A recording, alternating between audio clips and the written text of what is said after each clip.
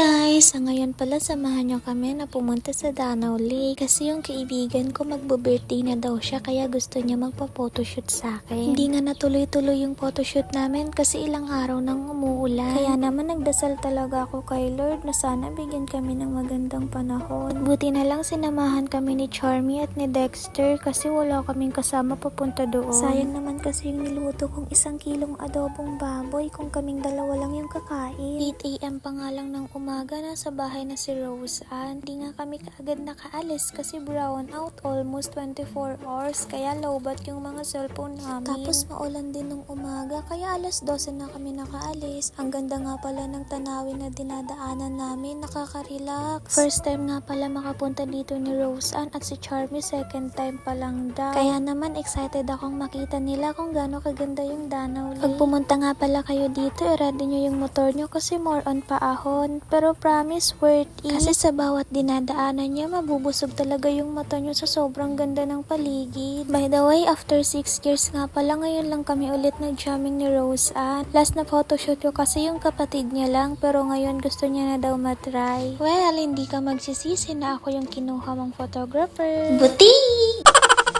At nandito na nga pala kami sa Danau Lake at pag nakita nyo yung signage na yan at etong paliko na to, dire-diretsuhin nyo lang at makikita nyo na yung mismong lake. Dito pa nga lang manghang-mangha na ako. Oo, kahit ilang beses na akong nakabalik dito, hindi pa rin talaga ako nagsasawa. At ang kagandahan nga pala dito sa Danau Lake, malinis na tapos wala pang bayad yung entrance tsaka parking fee. Kaya naman sa mga pupunta dito, wag po natin aabusuhin ha. Wag po tayong magkakalat kasi libre na nga lang po tapos magkakalat pa tayo.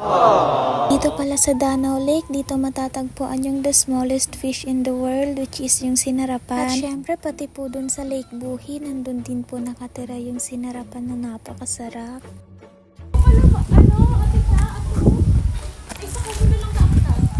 Oh, dali. Ayan na sila, papunta na sila sa heaven. Wala talagang signal dito.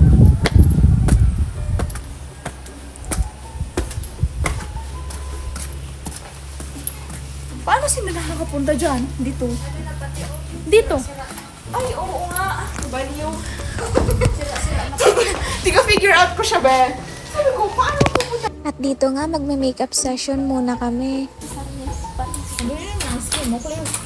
Kaya nga.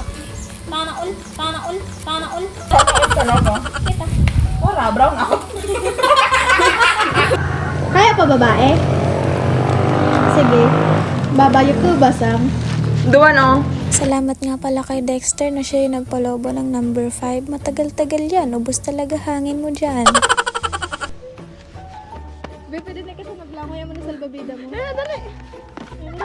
Tapos talon talaga. After nga namin mag-prepare, pupunta na kami sa unang spot namin para makapag-start na kami ng photoshoot. Kasi after neto, maliligo kami sa salog. Grabe, ang ganda talaga ng Danau Lake. Alam nyo ba guys, dati may mga floating cottage pa dito na kubo tapos meron pang kayak kaya pwede kang magbangka. At isa din talaga yun sa mga namimiss ko, yung kubo na yun at yung kayak. At syempre, hindi lang to ang pinakamaganda. Hindi yung photoshoot, hindi yung view, pero may isang moment talaga dito na tumatak talaga sa puso't isip ko.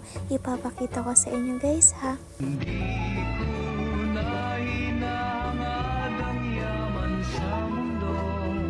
Pagmamahal mo lang ang tanging hinahanap ko. Diba ang sweet? Gusto pa nga nila na ipahiram yung bangka kaso baka naman lumubog kami. Maui Wowie, that Maui Wowie. Going back to Paktay sa paa.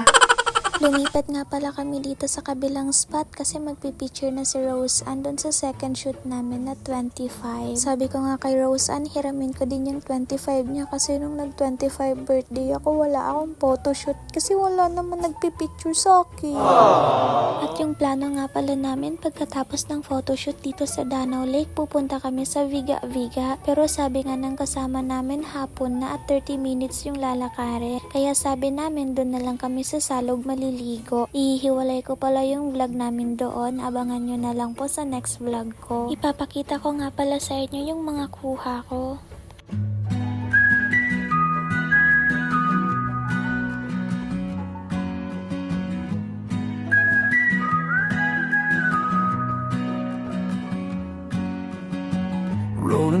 on a sunburned roof. Faded signs where no one goes. Sky is burning in a crimson hue.